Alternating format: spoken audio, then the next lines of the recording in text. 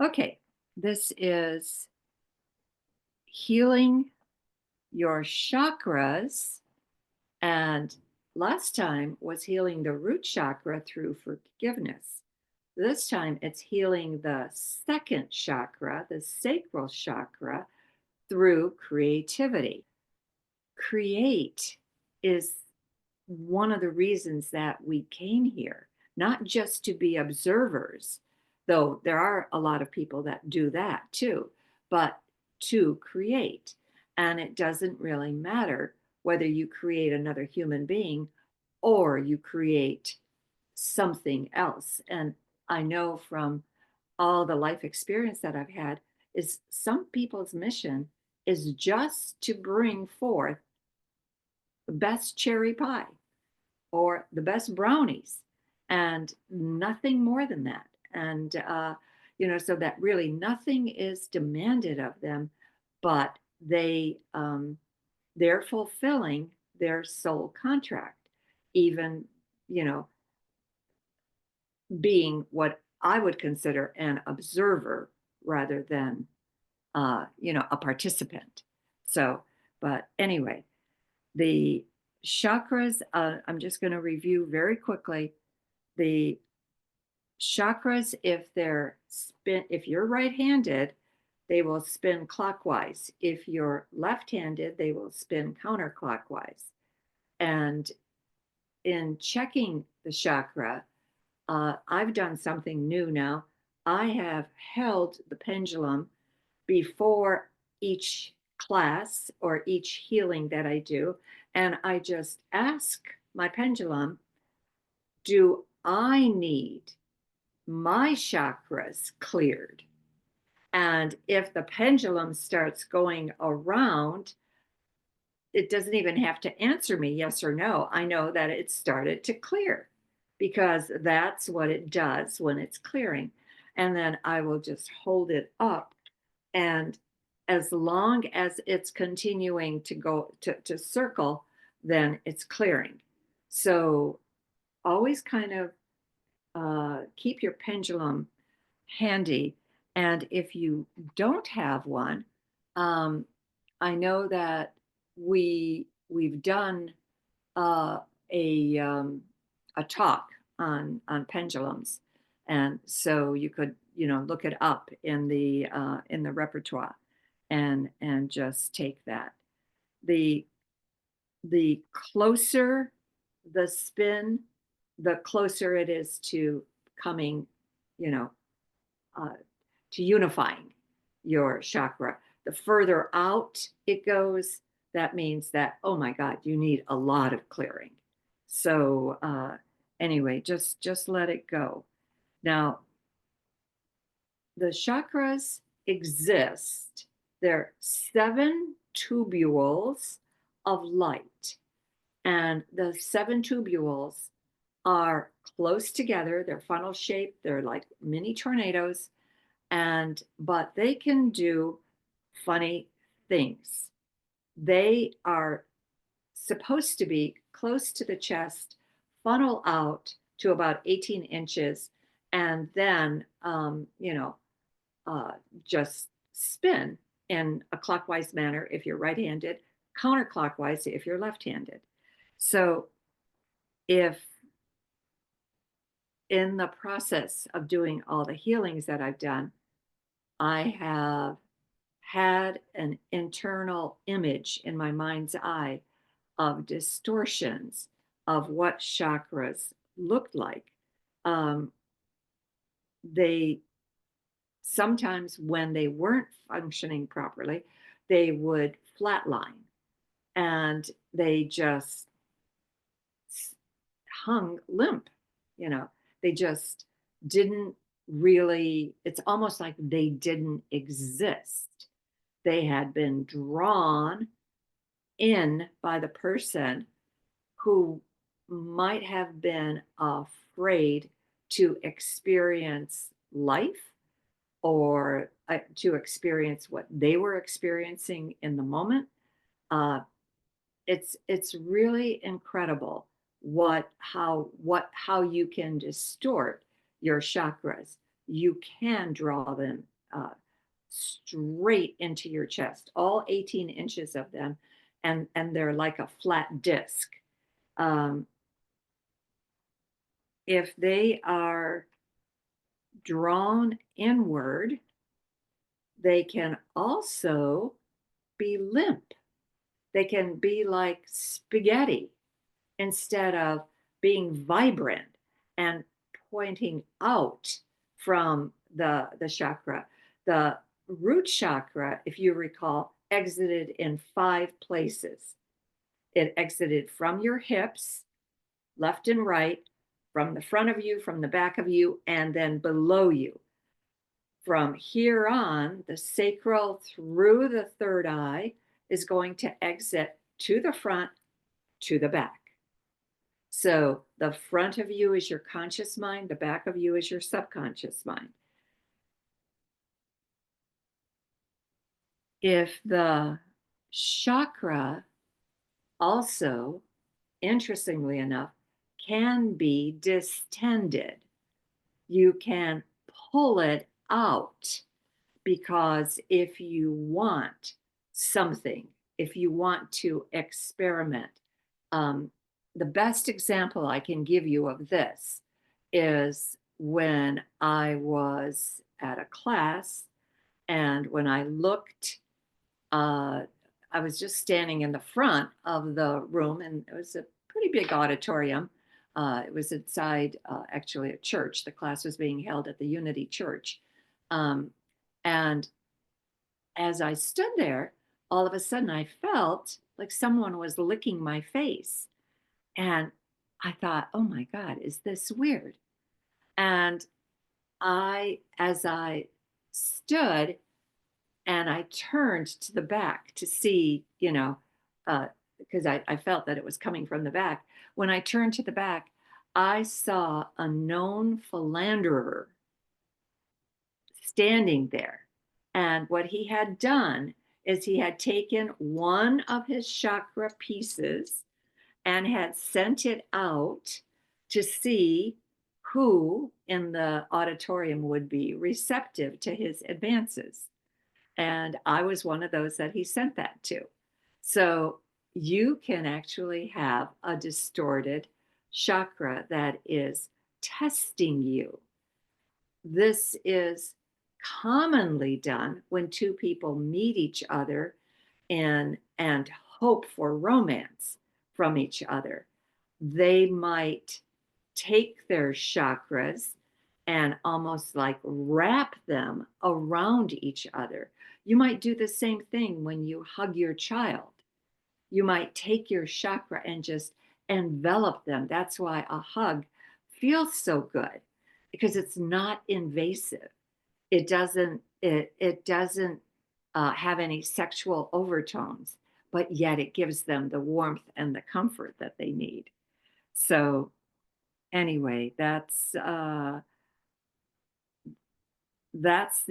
one time that I felt an absolute uh, uh, invasion of my privacy, when I felt, like I said, this licking on my face. Uh, Now, when your sacral chakra, and bear in mind, it has everything to do with creating a human being, but it also has everything to do with creating the life that you want.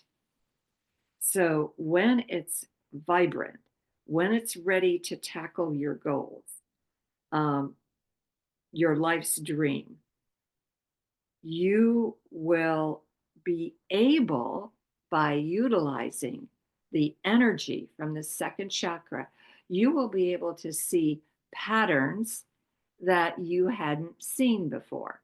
You will be able to see, like maybe a new pattern.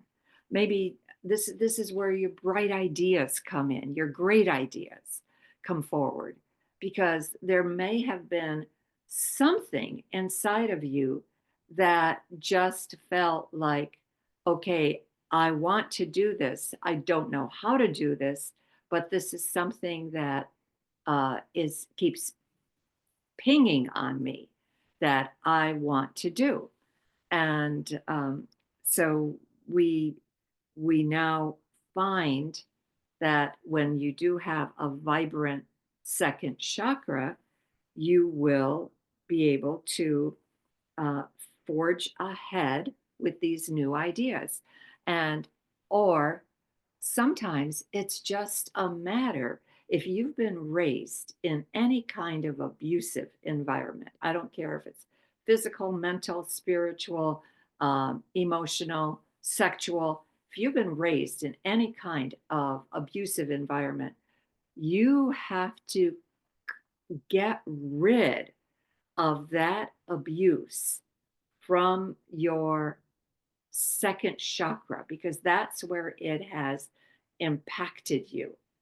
And so that might take a lifetime of work for you to continue to clear your second chakra in order for you to see the opportunities that are being presented to you.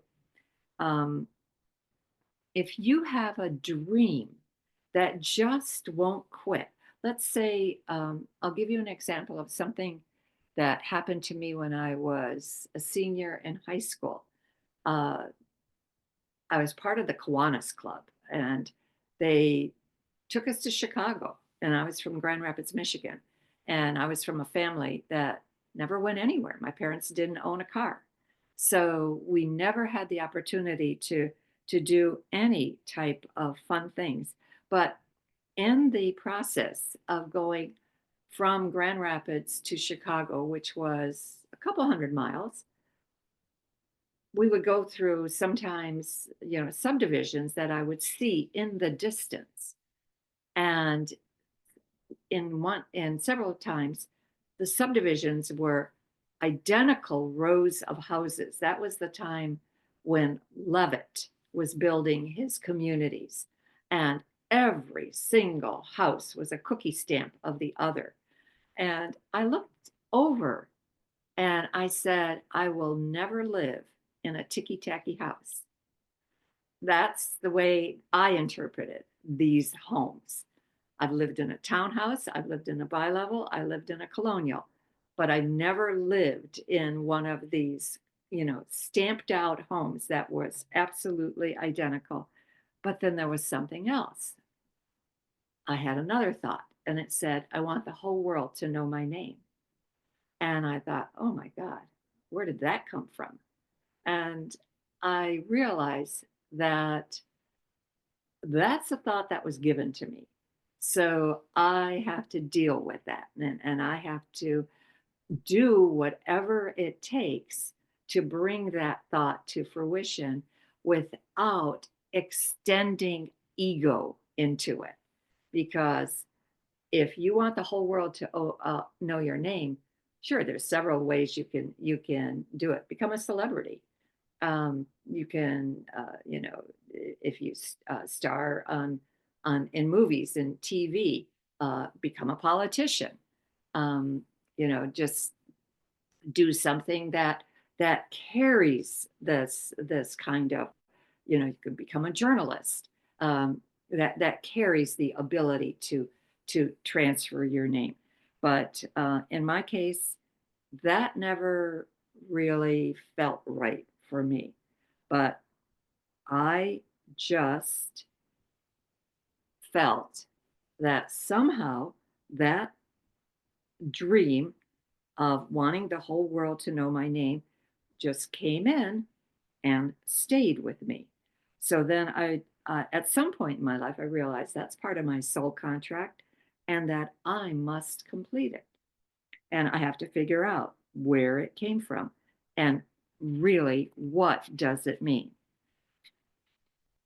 The next portion that I want to go over are the creative aspects of how your second chakra develops your abilities to do what it is that you want to do. And the number of jobs that are out there is about 400,000. So in 400,000 jobs, there is going to be at least several, I'm not going to say just one, but at least several that will meet the needs of your personality, that will meet the needs of who you are, what you have, what you desire, what you wish to accomplish. Um, there are jobs where you work with your hands. And these jobs, some of those that I just, that my guides brought to me were arts and crafts. That's become very, very, a very big deal. A sculptor, a painter, but painting can be fine arts, but it also can be painting houses. And over the years, I have met painters, whether they were part of a team or whether they were by themselves. They are true artists because they are so good that they know what they're doing. They know how to apply the paint so that it doesn't drip, it doesn't spill, it doesn't run, and they they do just an absolutely magnificent job. Um, so, and I've also met uh, a young man. Well, he was young when he started. He was 18 years old. He started painting houses when he was 18 years old, and he went well into his 50s, pushing 60, doing nothing more than painting homes, but having a very fulfilled life from doing that. And uh, the other thing that I know working with your hands, one of the things my guides wanted me to bring forward was doing ranch work because there are people that have recognized that troubled youths, especially, can bring themselves out of a state of depression if they have an animal to care for, and especially if they're part of a school or part of a team that has to show up early in the morning, maybe 4 o'clock or 5 o'clock, and start to care for the animals that are under their care. And so they've had very, very good results with that. One of the things that veterans have recognized is that they can overcome PTSD if they work with training dogs to become assistants to others who have PTSD. So it's just amazing to me to see how many people are recognizing there's, yes, there's a lot of mental work with it, but there's a lot of physical work and involved in working with animals. But you can overcome tremendous debilitating diseases, problems when you have that. You can work with your mind. You can work at writing. You can be a novelist. You can be a journalist. You can be a teacher. Teachers write constantly. You can be a scientist. Um, but, and you can, some of the other jobs that were brought forth with me was psychiatrist, an astronomer, astrology, a physicist, a nuclear scientist. And you can work with your body and mind, the doctors, the dentists, the astronauts, the scientists. Every single person who has both functions gets to apply both body and mind. So truly, there is something for everyone. Do not feel that if you haven't found your special place yet, because once in a while I'll come across somebody who's maybe pushing 80 or 70, and they'll say to me, I still haven't figured out what I want to do when I grow up. And I know that they mean that to be humorous, but I think their second chakra has a weak spot. It hasn't helped them push through any barriers. It could be old language, it could be an old tape that's playing. You'll never amount to anything. Uh, you're no good. Don't even try it. You're not good at that. Whatever it is that is, and they believe it, and it's absolutely imperative that you give up any limiting beliefs, any type of limitations that you have because somebody else put those limitations on you and you believe them. So, just really am going to encourage you to stop that and say, yeah, I can choose otherwise. The color of the second chakra is orange. And think of orange. The third chakra is yellow. The first chakra is red. So it would make sense that the second chakra is orange because of the fact that that's the combination of both of those colors. The orange is a combo of the red and the yellow. And in order to create, in order to, um, there's, I've got a list of 9 items that I encourage you to think about when you have, when you're uh, working with something new, something different. The first, this came out first, a can do attitude. And I think Henry Ford said it best, whether you think you can't or think you can, you're right.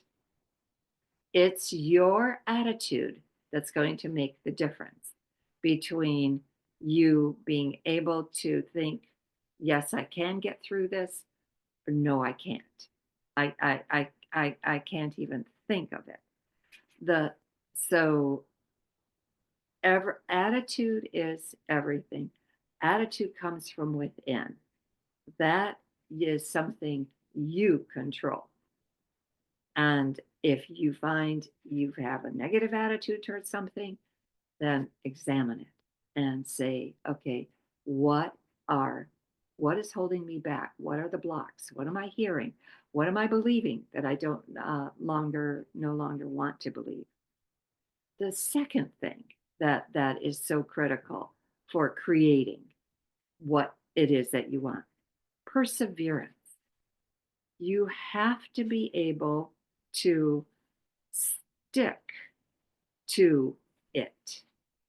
If you can't persevere, Julia Cameron wrote a book called The Artist's Way because she said that one thing I can do is I can unstick you. So she wrote it for her fellow artists who may have gotten into a mental block.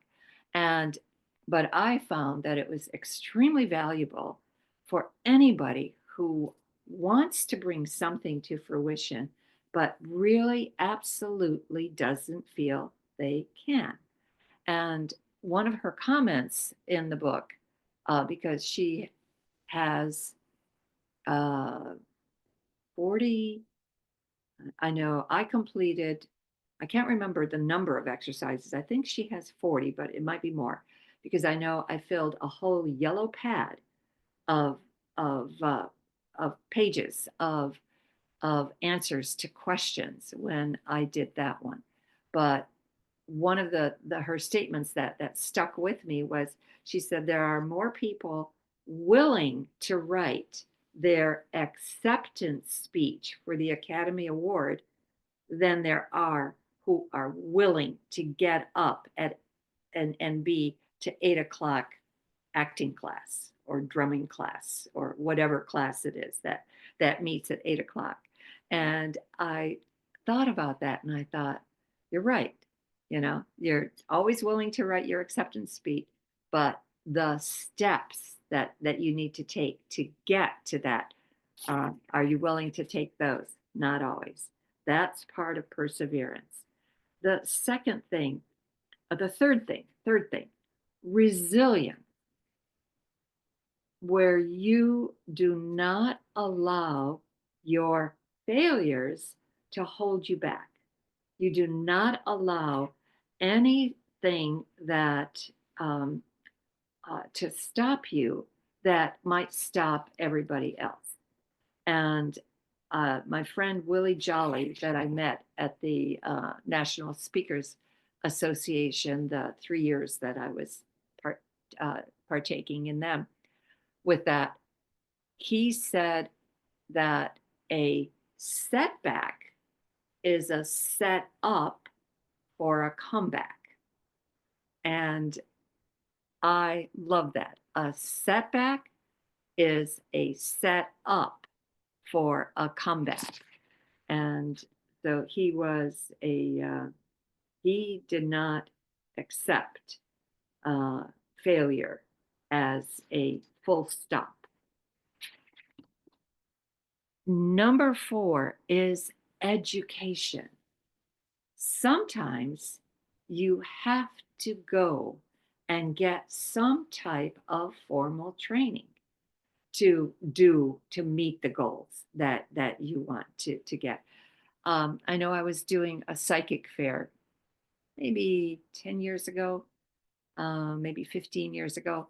And in the psychic fair, a woman came to me, I would say comfortably somewhere between 40 and 50, very, very depressed. She was just very downtrodden. Everything, her face pulled down, everything about her just seemed so sad. And she basically said, she worked for the government. She said, I'm being passed over for every single thing I apply to. And so the first question I heard in my head was, well, what certification do you need that you don't have? And then she started listing she listed 3 of them. And I said, and how long does it take? And it was anywhere from 3 months, 6 months to a year. And I said, well, get them. Because basically what she told me was her own office offered the certification. It was just a matter of her taking the time to do it. And sometimes it means completing that AA, completing that BA, getting that PhD, getting that master's to accomplish exactly what it is that you want. I've met very few people that have actually gotten a PhD, and but I've met a lot of people who have gotten master's degrees. And one of my dear fellow ministers, who has since passed away, told me, she said, Alice, don't be so impressed by PhDs. A PhD only proves that you can do research. Because I had this, being an immigrant myself, coming, and having education as one of my highest values, I had this idea in my head that, oh my God, if you got a PhD, you know everything. She said, no, they don't know everything at all. In fact, a lot of them are very narrow-minded, very, very focused and on just one set of information, or whatever word she used. And she said they absolutely do not know everything. They know how to do research, and that's what got them the PhD. And her saying that to me helped me help the first paying client that I had, who ended up in the hospital because she was in a car accident. And she was in her 8th year of being a student from Brazil. And Brazil was in the process of calling her back to Brazil and making her pay them back for all the money that they had invested in the education of they had paid for her PhD. So keeping what my fellow minister had said to me, that they know how to do research, I she asked me for counseling and to help her get through this uh, hump. She felt like a month away. And so every time I met with her, which was weekly, she would give me a list of reasons why she felt that the PhD wasn't finished. And every single time I recognized very quickly that she had done all the research she needed to do. She just needed to tie it together. So I was able, by listening to her, I was able to help countermand the objections that she brought forward. And within 8 months, she had finished her PhD, defended her dissertation in front of the group, and received the award. So then the threat of being called back to Brazil no longer existed. But that was a harrowing time, because when you stop to think, if you've been here for 8 years and you are on the verge of having to have your life completely switched, completely changed, and your country is going to demand that you pay back every penny that they've invested in you, that is not something you want to be faced with. And especially if you have any control over it. And she did. She was just somehow or other using an excuse. And I secretly suspected she was using it as an excuse to stay in America, because then the deal was that she had to go back to Brazil to give her, to then become the musician that, and to teach music that she was going to teach. Okay, so that's my stories on education. Number 5, open mind. You have to keep an open mind. Greg Braden, I was in a class with him once, and he put up a chart on the wall. And on that chart, from beginning to end, he had a gazillion colors, and every color represented another possibility. So the colors were on to show us that every possibility existed in the universe, and every possibility that could be available to us was available. We just had to pluck from what we wanted. So interesting. It was very, very interesting. Um, my 6th one was every thought is a choice.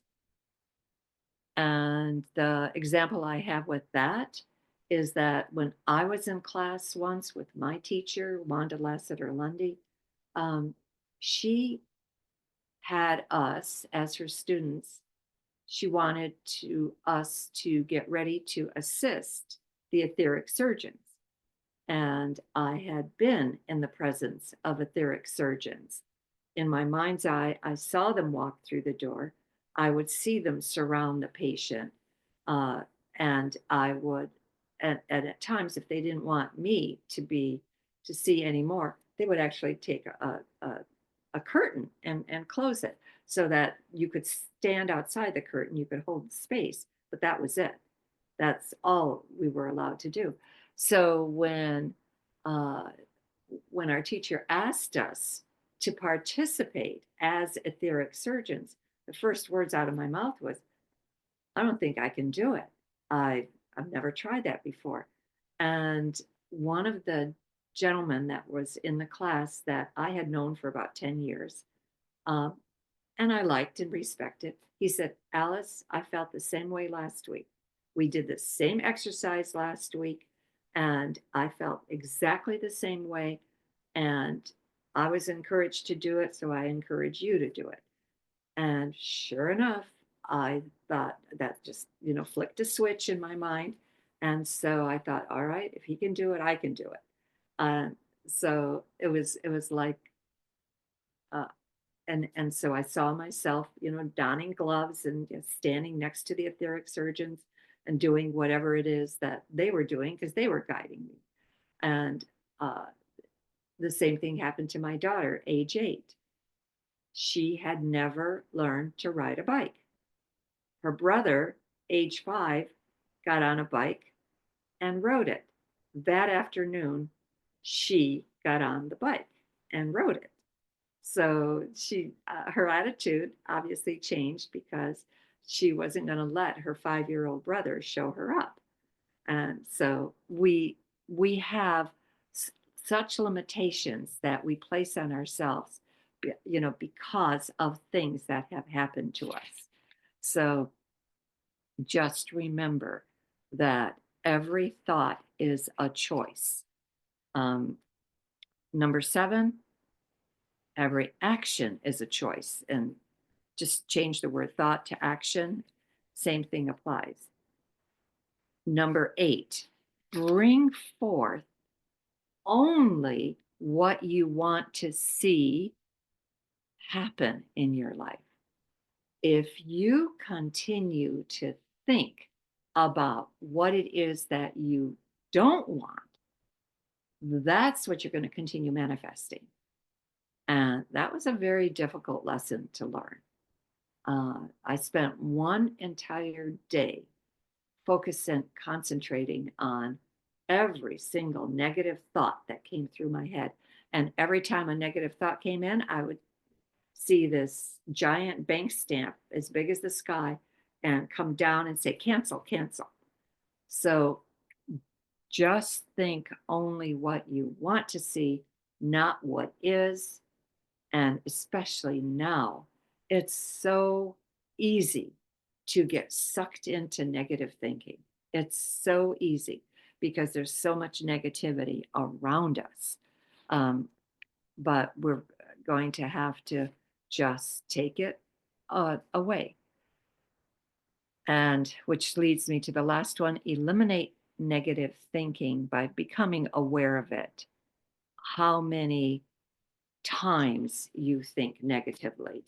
And when you become aware of it, you can change it. It is by you becoming aware that you can change it. All right. Let's go into the physical areas of the second chakra. What does the second chakra control? And I'll just go in the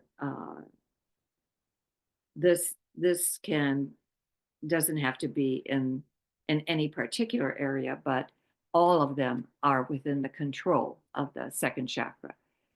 The large intestine, the lower vertebrae, the pelvic floor, the appendix, the bladder, the hips, and of course the sexual organs.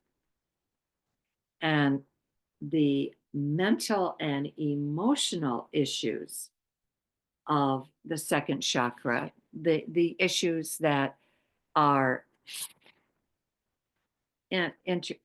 that create this in our lives, or let's say, not maybe create isn't the best thing, but the issues that are related to the second chakra are blame and guilt.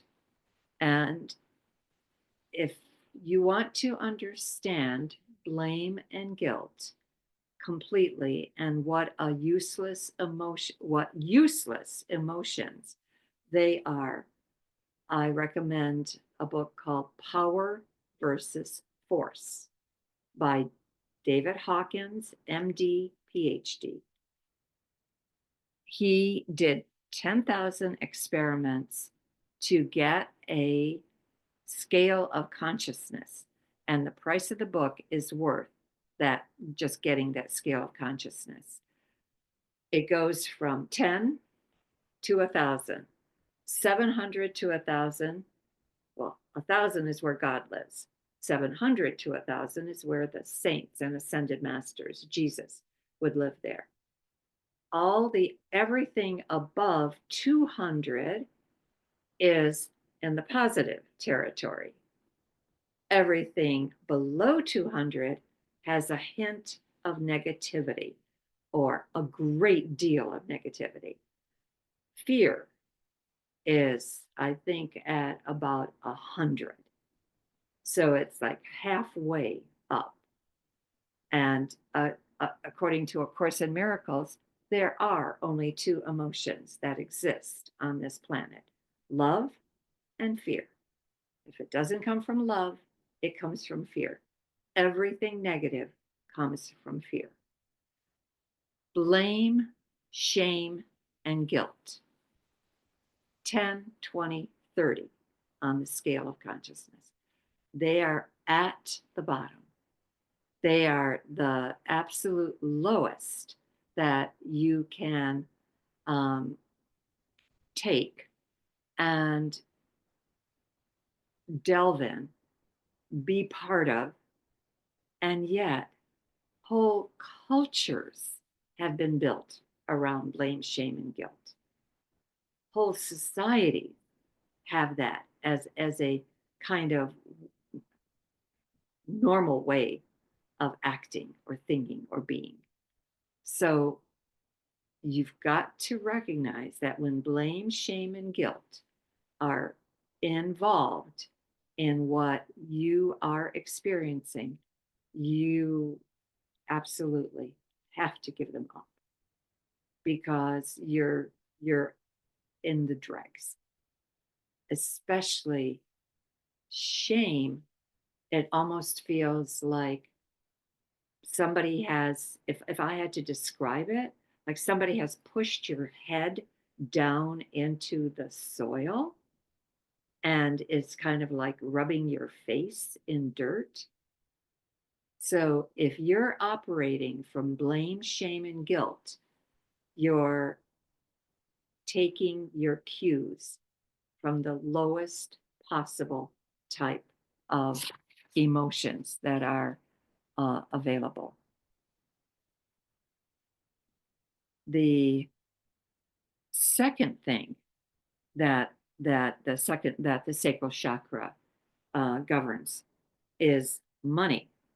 And so many people have money issues on this planet. I think there's a phrase out there, I don't know who said it, but they said most people live lives of quiet desperation, because you don't hear from them, but you hear about them eventually. And in regarding money, what I've discovered is two people can live in the same house, share the same income, or share both incomes, and share the same expenses, all expenses, maybe equally. One can feel rich, one can feel poor. That is an entirely internal attitude.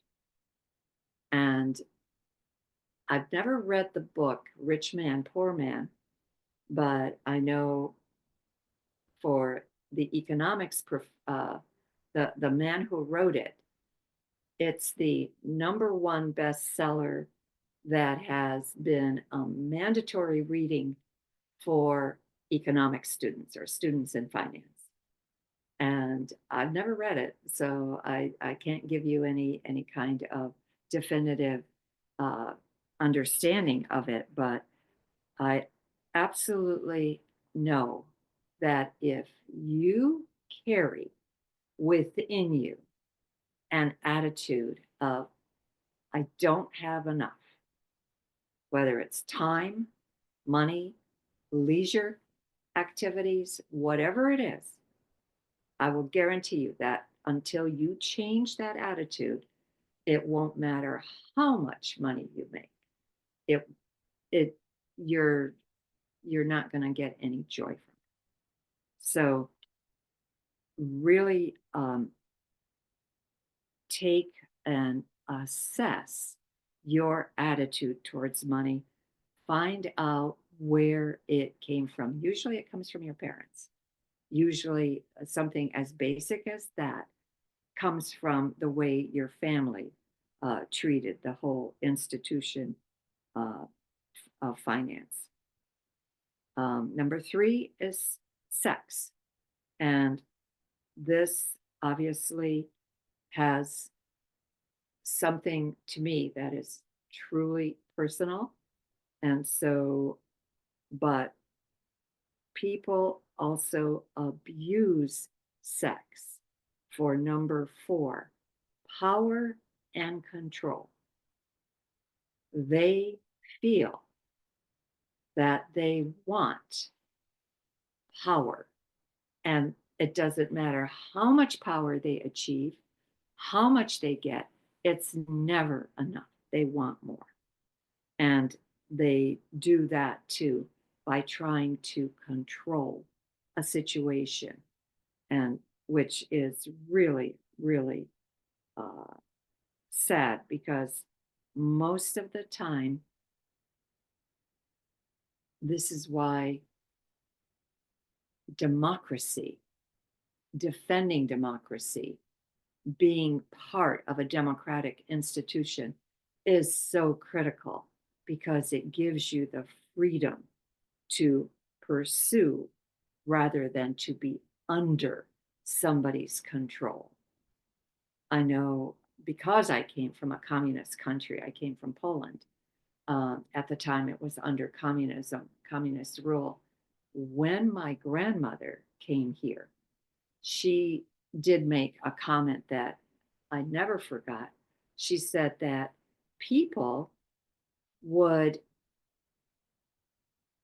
you had to whisper in your own home because people would be eavesdropping outside under your windows, hoping to catch something that they could turn you into the state for in order to get a free bottle of vodka. And she said it was a miserable way to live. I never experienced that. I was too young, too little. I was 3.5 when I came to America. So, but anyway, the the next one, and we've kind of covered this already, the creativity. But the last one, I was frankly, I was surprised because I had forgotten this. Ethics and honor. And ethics and honor has everything to do with telling the truth. And we can see how devastating lies are, how devastating every single person who engages in lies, how awful it makes it for everybody else. So it just, ethics and honor comes from the second chakra. So anybody who is unethical, dishonorable, doesn't tell the truth, has a very, very damaged second chakra. Okay. The physical dysfunctions. You can have chronic lower back pain, or I think Addison's disease also qualifies for chronic lower back pain. But there is a physician, a former physician, his is Dr. John Sarno. I think he was a physician at Columbia State Hospital, Columbia State University Hospital in New York. And he had a practice in New York City where he said he performed 10,000 operations on the back. And then he wrote a book after performing 10,000 operations. And it's called Back Pain No More. And I know it's out of print, but or maybe it's been re upped again for the thing, but or no, I don't think it's Back Pain No More. It's No More Back Pain. No More Back Pain, I think is the name of the book. And he just said that your mind can control back pain. Your mind is more effective than any type of surgery.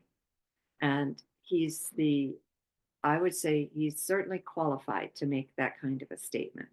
I can remember in my 40s when I had horrendous back pain. And I thought, oh my God, I'll never get through this. I felt worse than my mother-in-law who had rheumatoid arthritis. And I had trouble sitting, I had trouble standing, I had trouble sleeping. There's not many more positions that I could occupy.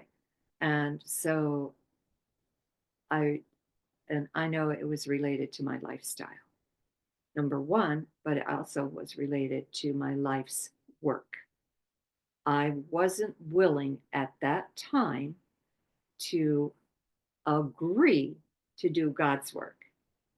I continued to hold back and say, but I'm in real estate. I want to, sell real estate. But that was not my soul contract. So my debilitating illness was back pain. And finally, it got to the point where I couldn't handle it anymore. I had to give up. I had to go and do God's work because it made my life wasn't worth living. And so I realized, okay, they win. God wins. And then when I fully understood that I'm a little piece of God, then I understood why the back pain could go away as soon as I accepted my soul contract. So, and the second one is scoliosis. And that's another thing that I have. I have an S-shaped spine. And some people who have even like a 20% distortion have extreme back pain. I have no back pain with my scoliosis. So that, because again, it wasn't related to that, but I do have an interesting story to share with you of how I got or I guess for whatever reason, why I brought the scoliosis into this lifetime, or the background of it, maybe is the better way to say it. But I can remember there was, and again, can't remember how many years ago this was, could have been 10, could have been 15, but one year, 2 movies came out on Joan of Arc. And one of them was with Cate Blanchett, and another one was another gifted actress. I was sitting watching one of them, and all of a sudden I started squirming in my seat so uncomfortably. I thought, oh my God, what is going on? So I went into my mind's eye, and I asked to be told, what am I experiencing? Why am I so uncomfortable? And all of a sudden I realized I was a soldier in Joan of Arc's army. I had, with the help of others, brought up a ladder to scale to the top of the turret, whatever it was, the wall that we were scaling, got up to the top, thrust a spear into the person who was right next on the opposite side of me. At the same time, she thrust a spear into me. When I looked into the eyes of that person, I realized that's my mother. And then I understood why I could not be as an adult in the presence of my mother for 4 days without getting into an argument with her. I loved her with my whole being, with my whole heart and soul. But yet, after 4 days, something would always happen that I would have an argument with my mother. But getting back to the Joan of Arc story, I thrust a spear into her, so I kill her at the same time she kills me. And because I'm at the top of I'm on a ladder, she pushes the ladder. I'm falling to the ground, and as in the process of falling, my bowels let go, and I become horrified as I'm falling, and I can feel my back spring. So that's the story of, or at least that's the vision I was given as to why I have scoliosis. So somehow or other, I have to work on that, because I did have an acupuncturist once tell me, he said, Alice, because he would see my back, and he said, you come to me at times and your back was straight. So I thought, okay, that's interesting, from an S to straight.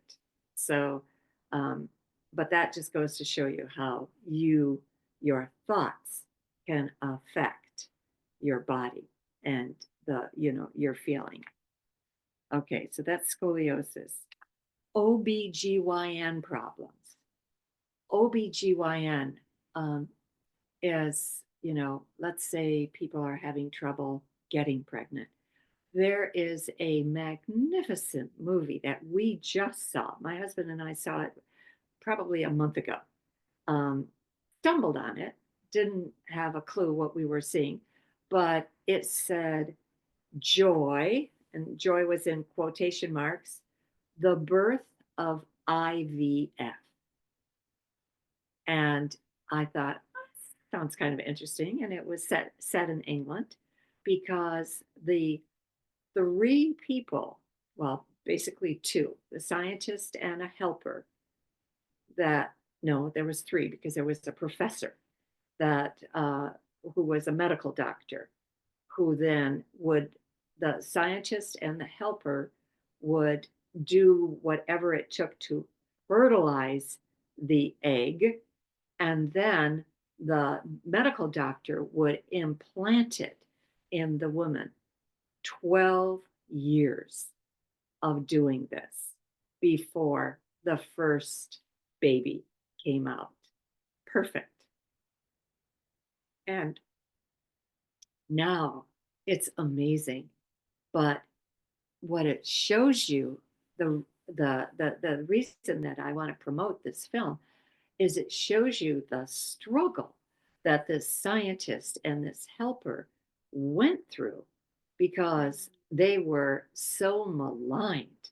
People were saying babies are being thrown away, babies are given away. They don't, there's an overpopulation in the world, and you want to bring babies into the world. And the scientist's attitude was, there are so many women who desperately want to conceive their own children, but they can't. And we are trying to find a way to help them. At the end, what you see, how they always have the legend at the end of extra remarks, 12 million babies since the beginning. 12 million babies have been born as a result of IVF. And it's interesting because Tim Walz mentioned as he was running for vice president that both of his children were conceived through IVF. So that is, I feel, just a story totally, totally worth looking at.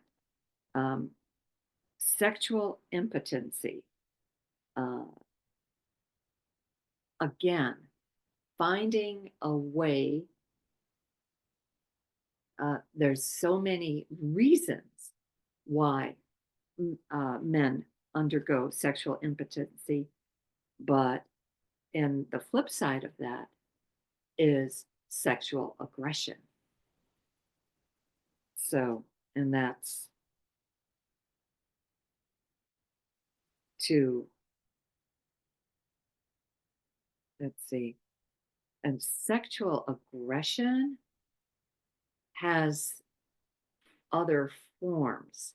One of those forms is bullying. And bullying is a horrendous problem across the United States.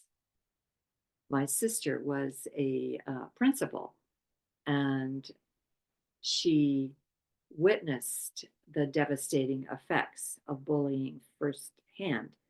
Fortunately, her own two children were very, very big boys.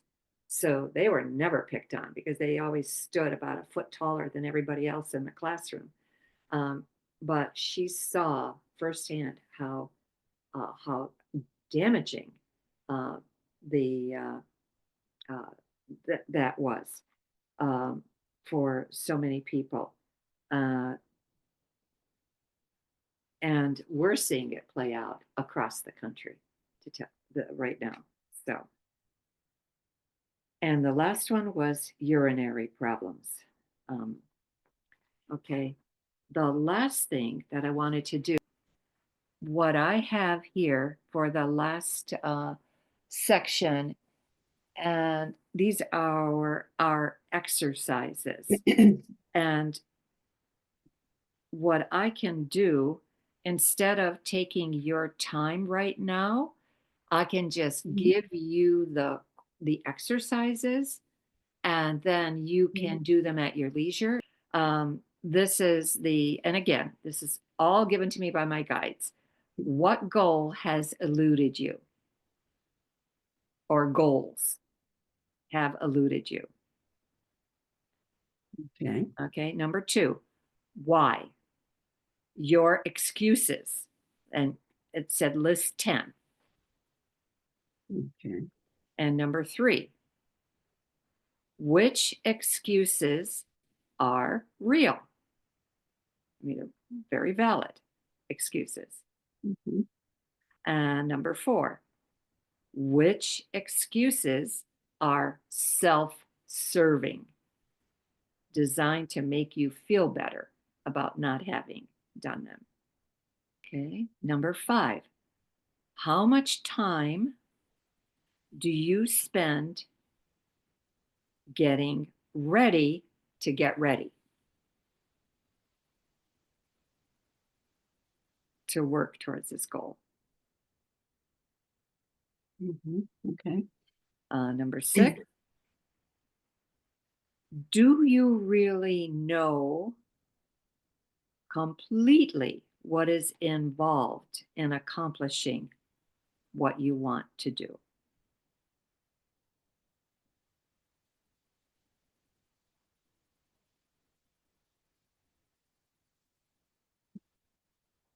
And number 7, what hidden tasks are needed to accomplish your goal that are not so evident?